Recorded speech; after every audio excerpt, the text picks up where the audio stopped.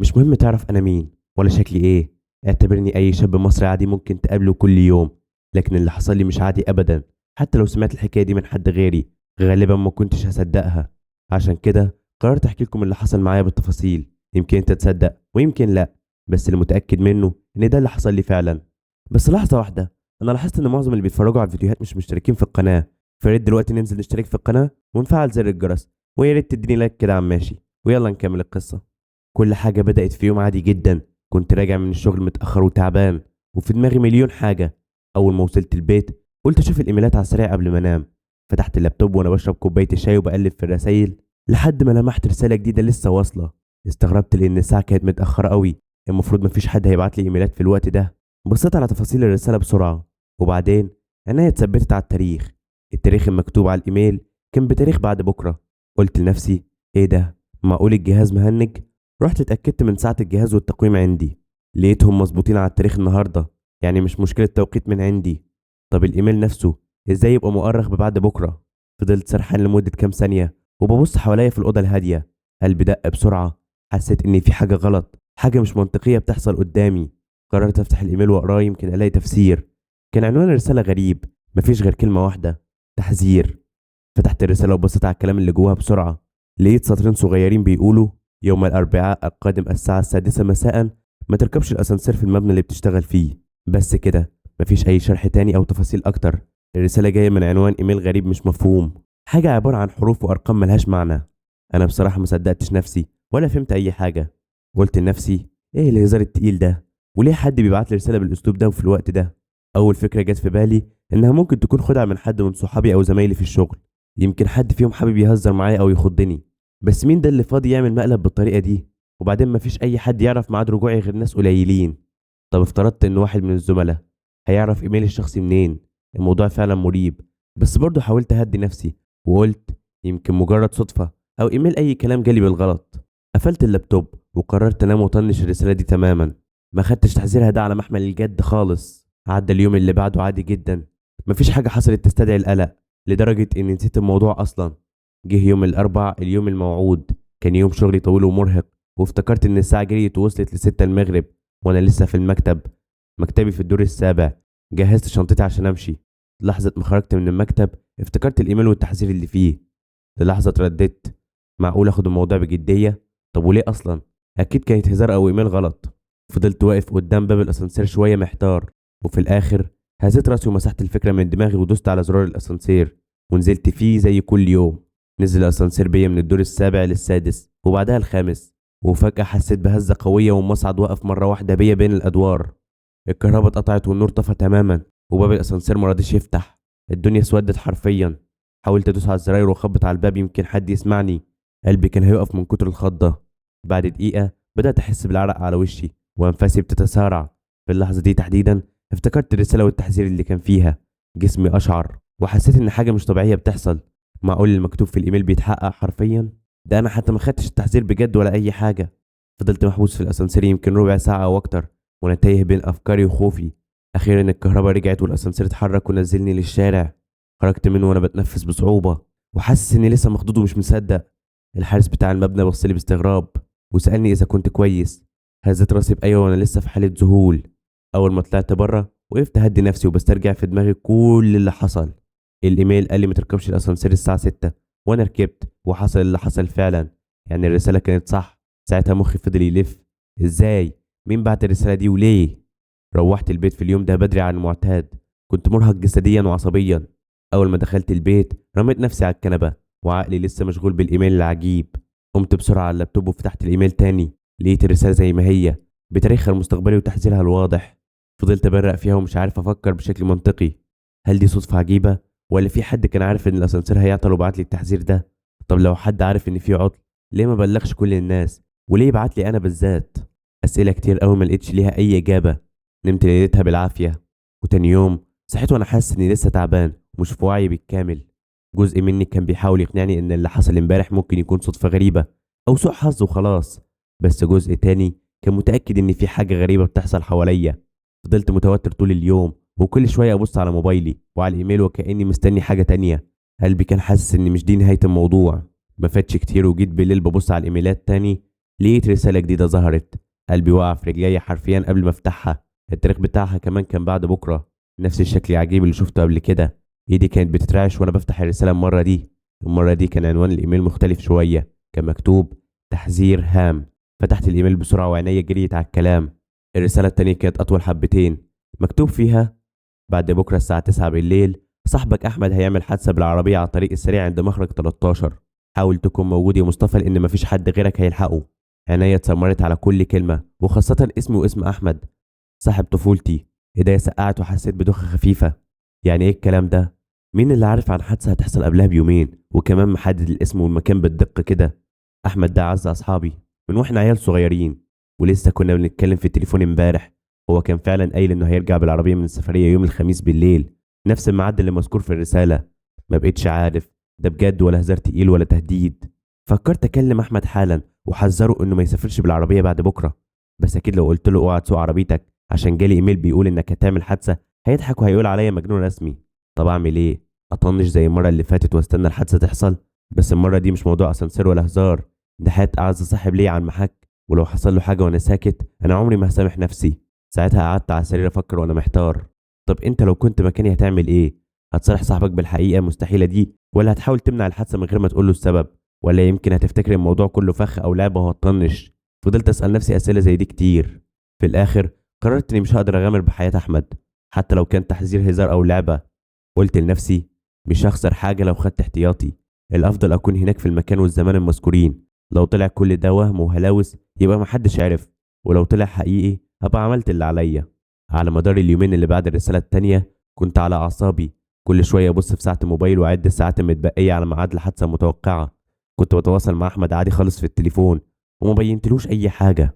هو كان قايل إنه هيرجع على الطريق السريع ليلة الخميس وزي ما توقعت بالظبط قال إنه هيعدي من مخرج 13 تقريبا حوالي الساعة 9 إلا ربع بالليل. قلبي كان بيخبط بعنف وأنا بسمعه بيحدد نفس الميعاد والمكان اللي في الإيميل. حاولت بأي شكل ألمح له إنه ياخد باله في السواقة أو يأجل السفر لكنه استغرب وقال لي: مالك يا ابني؟ أنا تمام وهكون حريص ما تقلقش. اضطريت أسيب المكالمة تعدي عادي. وجه يوم الخميس واليوم كله وأنا مش مركز في أي حاجة غير اللي ممكن يحصل بالليل. روحت بدري وتحججت بأي عذر في الشغل. قبل الساعة 9 بالليل كنت واقف بعربيتي قرب مخرج 13 مستني وقلبي هيطلع من صدري. الدنيا كانت ضلمة والطريق السريع هادي بشكل مخيف. مفيش غير كام عربية معدية كل فترة. فضلت ماسك الموبايل وعيني على الطريق وعقلي مش مصدق ان ده ممكن يحصل بجد. يمكن اكون مجنون واقف مستني سراب. يمكن احمد يعدي عادي ومفيش اي حاجه تحصل. قبل الساعه 9 بدقايق لمحت نور عربيه جاي بسرعه. قلبي حس انها عربيه احمد. فعلا كانت عربيته حسب وصفه. عيني فتحت على الاخر وانا متابعها. فجاه شفت كابوس بيتحقق قدام عيني في ثواني معدوده. عربيه احمد انحرفت مره واحده وخرجت عن السيطره واتشقلبت على جنب الطريق. المنظر كان مرعب. العربيه اتقلبت كذا مره وبعدين استقرت مقلوبه على جنبها والدخان طالع منها. لحظة شلل مرت عليا وانا واقف مصدوم. وبعدها فجأة صحيت لجسمي اللي اتحرك لوحده.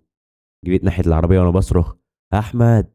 منظر العربية وهي مقلوبة ومتدمرة خلاني بترعش. زحفت بسرعة وبطلت أفكر في أي حاجة غير إني ألحق أحمد قبل ما العربية تولع أو يحصل انفجار. حاولت أفتح باب العربية بالعافية. كان متطبق ومش راضي يتفتح. كسرت الإزاز بكوعي وانا مش حاسس بأي حاجة من الخوف. لقيت أحمد جوه العربية مقلوب ومربوط بحزام الأمان ووشه كله دم. كان مش واعي بس لسه فيه النفس. مديت ايدي جوه العربيه وفكيت الحزام بصعوبه وسحبته بره بالعافيه. كنت حاسس ان الثواني بتفرق بين الحياه والموت. طلعته قبل ما النار تمسك في موتور العربيه بلحظات وبعدها لقيت شرار والنار بتخرج من مقدمه العربيه. فبعدنا عنها بسرعه وانا حاضنه وبصرخ باعلى صوت عشان اطلب النجده.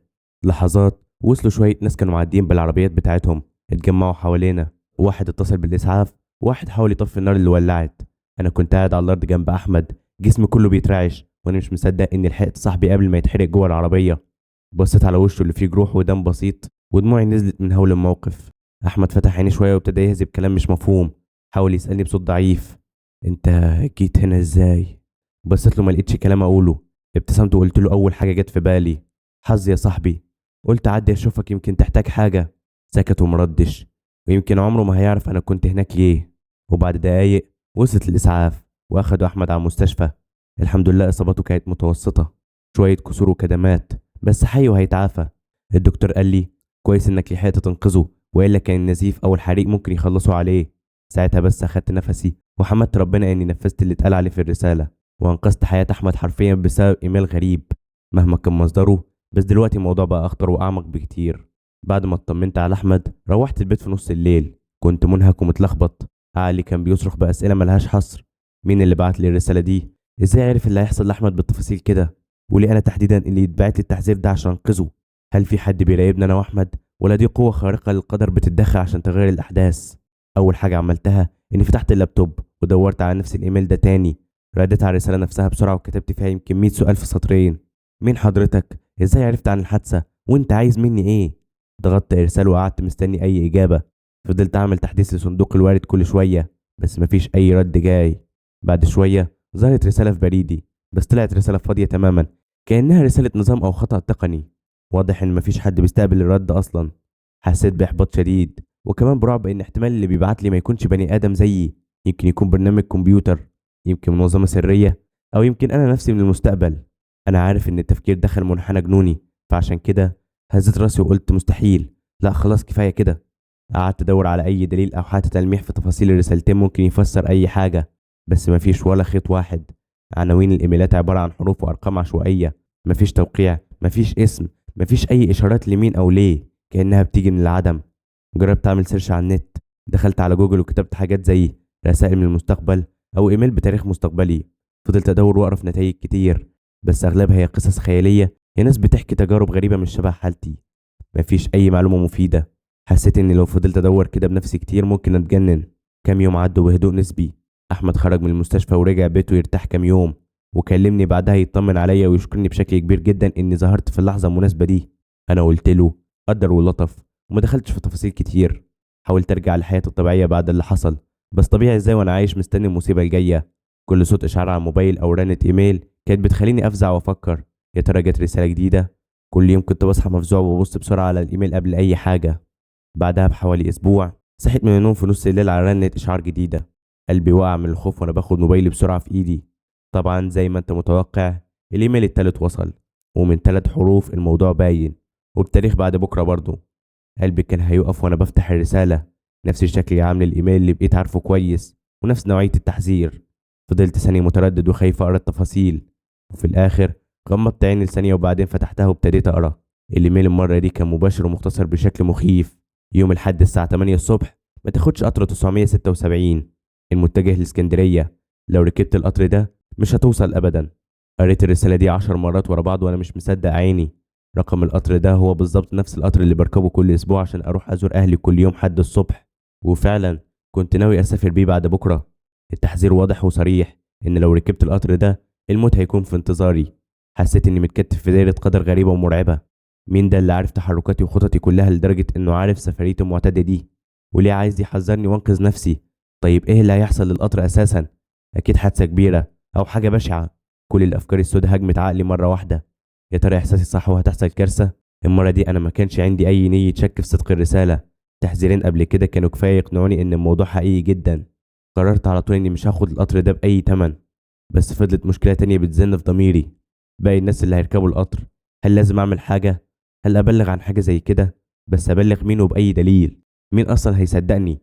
تخيل أتصل بالشرطة وأقول لهم الحقوا القطر رقم 976 هيعمل حادثة الصبح. أول سؤال هيكون جبت الكلام ده منين؟ وهنا مش هعرف أرد، أو لو قلت لهم الحقيقة هيعتبروني مجنون أو بلاغ كاذب ويمكن يوقفون أنا. تخيل حتى لو صدقوني وحاولوا يوقفوا القطر، لو مكتوب الحادثة تحصل هتحصل برضه بأي شكل. فضلت الأفكار دي تلف بيا طول اليوم. في الآخر بكل عجز وألم قررت إني مش قادر أعمل أي حاجة غير إني أبعد نفسي عن المصيبة دي. دعيت ربنا من قلبي إنها ما تحصلش، أو على الأقل تبقى بأقل خسائر ممكنة. عدى يوم السبت ببطء وجه الصبح يوم الأحد مشؤوم. المفروض دلوقتي أكون في القطر لو ما كنتش عارف حاجة. بدل كده أنا قاعد في شقتي والستارة مقفولة وببص في الساعة كل دقيقة. عدت 8 الصبح وأنا قاعد في قلق لا يوصف. عيني ما بتفرقش التلفزيون والموبايل، مستني أي خبر. حوالي الساعة 8 ونص بدأت الأخبار تملى القنوات والسوشيال ميديا. قلبي وقع قبل ما حتى أسمع التفاصيل. خبر عاجل: حادث مأساوي لقطار متجه من القاهرة إلى الإسكندرية، خروج عدة عربات عن القضبان قرب محطة بدون ذكر أسماء، وسقوط عشرات الضحايا ما بين مصابين ووفيات. كلمة وفيات اتكررت تاني وتالت في وداني. ايديا بتترعش وانا رافع الصوت ومش مستوعب الصور اللي على الشاشة. القطر متحطم، عربيات مقلوبة، وصراخ ناس بتجري، والمسعفين شايلين جرحى. منظر يعجز الكلام عن وصفه. 976. رقم القطر ظهر على إحدى العربات المقلوبة. مش محتاج أتأكد أكتر من كده، ده هو القطر. شعور غريب بالخوف والذنب والانهيار خبطني مرة واحدة. أعداد من الناس ماتت فعلا في اللحظة اللي كنت أنا خايف منها. أنا حاليا عايش لأن في قوة مجهولة أنظرتني، بس مئات غيري ما عندهمش أي فكرة. كنت ممكن أبقى واحد من اللي أنهوا حياتهم في الحادث الرهيب ده، وكل اللي عملته إني أنقذت نفسي لوحدي. دموعي نزلت بغزارة وأنا قاعد لوحدي قدام التلفزيون. جسمي كله كان بيتنفض. حاولت أوقف تفكيري بس ما عرفتش. يا ترى لو كنت بلغت كان ممكن أنقذ أرواح، ولا ما كانش حد هيصدقني؟ هل قدرهم كان هيحصل لهم مهما عملت؟ وهل أنا جبان عشان سكت؟ أسئلة وتأنيب ضمير عمره ما هيسيبني. بس في الحقيقة أنا شخص واحد بس، ومش عارف أصلا إزاي وليه الحاجات دي بتحصل. الإحساس بالعجز خنقني. الليلة دي عادت وأنا كل ما أفتكر منظر الحادث والناس اللي ماتت وأنا معرفتهمش أكره نفسي وأكره الإيميلات دي وكل اللي بيحصل. بعد حادثة القطر بقيت تايه تماما. ما قدرتش حتى أروح الشغل. قعدت في البيت منعزل، حاسس إن الحياة بقت كابوس مستمر. كل لحظة فاتت كنت مرعوب ومتوقع الأسوأ. كنت حاسس إن الأسوأ لسه هيجي. وبالفعل الانتظار ما كانش طويل. بعد كام يوم بس، تقريبا 4 أيام من حادثة القطر، حصل اللي كنت مرعوب منه. رنت إشعار جديدة فجأة في نص الليل. صحيت من نومي على رعشة برد ورعب. ببص على شاشة الموبايل، رسالة رابعة بتاريخ بعد بكرة زي العادة. فضلت أبص في إشعار الإيميل وقلبي بيتنفض. المرة دي بقيت مرعوب حتى أفتحها. كنت حاسس إن المرة دي بالذات الرسالة هتكون أبشع حاجة. أخدت نفس عميق بالعافية، وبإيدي اللي بتتهز فتحت الرسالة. الإيميل الرابع ما كانش فيه تفاصيل كتير خالص، لكنه كان أقوى صدمة خدتها. سطر واحد بس بيقول: بعد بكرة أنت هتموت. بس كده. اليوم والتاريخ محددين في خانة التفاصيل، والرسالة نفسها بتقولها صريحة: بعد يومين في الميعاد الفلاني بالظبط أنا هموت. لا حادثة قطر ولا عربية ولا إنقاذ حد. التحذير المرة دي عني أنا شخصيا، وبينص على موتي المحتم. حسيت كأني فجأة وقفت في اللاوعي. ضربات قلبي سكتت لثواني. وشي اصفر وتلج، وايديا ساقعة لدرجة إني سبت موبايلي يقع على الأرض. وقفت أتلفت حواليا في الضلمة زي المجنون. كان نفسي يكون في حد معايا في اللحظة دي يشهد على اللي بيحصل، بس أنا لوحدي تماما. فجأة حسيت برشفة جامدة في كل عضلة في جسمي. فضلت أقول: لا، لا مستحيل، مش معقول كده. بس عقلي بيرد عليا بإلحاح: ليه مش معقول؟ مش كل اللي فات حصل؟ كل جزء فيا كان عايز يكذب اللي شايفه، بس ما عنديش رفاهية التكذيب دي خالص. حاولت أهدي نفسي بالعافية. قعدت على الأرض واخدت نفسي بالعافية. رجعت مسكت موبايل وأنا رعشتي خفت حاجة بسيطة. فتحت الرسالة تاني وبصيت عليها. يمكن أكون قريت غلط أول مرة. لا، للأسف هي أنت هتموت بعد بكرة. عدت كذا دقيقة وأنا سرحان في الجملة دي. مفيش أي تفاصيل أو نصيحة أو تجنب أو حتى اعمل كذا عشان تنجو. لا، المرة دي الرسالة النهائية بتحسسني إنها شهادة وفاة مسبقة. حسيت للحظة إني شايف موعد انتهاء صلاحيتي بعيني. حكم الإعدام اتكتب وخلاص. في عز الهلع ده لميت نفسي وفتحت اللابتوب بسرعة وأنا بترعش. قلت يمكن لو قدرت أستعطف أو أتوسل، يمكن أي حد بيبعت الإيميلات دي يسمعني. كتبت كلام كتير: أرجوك أنا عايز أفهم مين أنت، وليه بتعمل كده؟ إزاي ممكن أتفادى مصيري؟ ساعدني. معرفتش حتى أراجع كلامي. دوست إرسال فورا، وزي المتوقع مفيش أي رد. الشاشة سكتت تماما، كأن حتى الشخص أو الشيء ده قال اللي عنده وخلاص، مش هيرد عليا تاني. وقتها رميت اللابتوب جنب الحيطة وأنا بصرخ لوحدي في الشقة. أعصابي انهارت. قعدت أعيط وأصرخ زي الطفل. تخيل إحساسك وأنت عارف ميعاد موتك المحدد، حاجة محدش عقله يقدر يستوعبها بهدوء. من ساعتها وأنا حالتي يرثى لها. لا باكل ولا بنام ولا بشوف بني آدم. بطلت أروح الشغل وبطلت أرد على التليفون. قاعد مستني اليوم الرهيب ده والساعة المشؤومة دي. قاعد مرعوب بكل معنى الكلمة. كل صوت حواليا بقى بيرعبني. ببص حواليا كتير كأني مستني حد يطلع لي من العدم. بنام بالعافية نص ساعة وارجع اصحى مفزوع. بقوم الف في الشقة زي مسجون في زنزانة انفرادية مستني تنفيذ الحكم. بتخيل سيناريوهات موتي في كل لحظة: حادث غريب، او جلطة فجأة، يمكن حريق في الشقة، او ممكن سقف الأوضة ينهار عليا، ولا حد يقتحم ويقتلني. كل حاجة واردة. الرسالة ما وضحتش اي حاجة اكتر من الزمن. معرفتش حتى اذا كانت هتكون موتة طبيعية ولا لا. الغموض ده بيعذبني اكتر واكتر. فكرت اهرب من البيت واروح بلدة تانية اليومين دول، بس اهرب من ايه وفين؟ لو حاجة مكتوبة هتحصل هتحصل لو كنت في اخر الدنيا. فكرت اروح اقعد في الجامع يمكن ربنا يرحمني، بس يا ترى لو ده قدر محتوم هيحصل برضه؟ حتى فكرة ان افضل قاعد وسط الناس طول الوقت عشان لو حصل لي حاجة يلحقوني مش مطمناني. انا فعلا حاسس اني محكوم عليا. وهفضل اترقب اللحظة دي بتوتر ورعب لحد ما تحصل. ده لو هتحصل. النهاردة آخر ليلة قبل اليوم الموعود ده. ما قدرتش اتحمل افضل لوحدي في الكابوس ده من غير ما اتكلم. يمكن اكون غلطان اني محكيتش لحد من البداية، بس انت متخيل ان بجد كان ممكن حد يصدقني؟ عشان كده بكتب لكم كل ده. يمكن لما تسمعوني تحسوا باللي انا حاسه، او على الاقل تقدروا موقفي. انا دلوقتي بحكي لكم قصتي وانا مش عارف اذا كان بكره او بعده هيعدوا عليا ازاي، وانا كلي رعب وترقب. ساعات معرفة المستقبل مش بتكون خير. مفيش حد يعرف المستقبل غير ربنا عز وجل. ممكن يكون كان حد بيوهمه، بس لا شيطان ولا جن يعرف المستقبل. وهو لو من اول رسالة ما ردش ما كانش هيعيش في الرعب ده. وبس خلصت القصة. ويلا، سلام.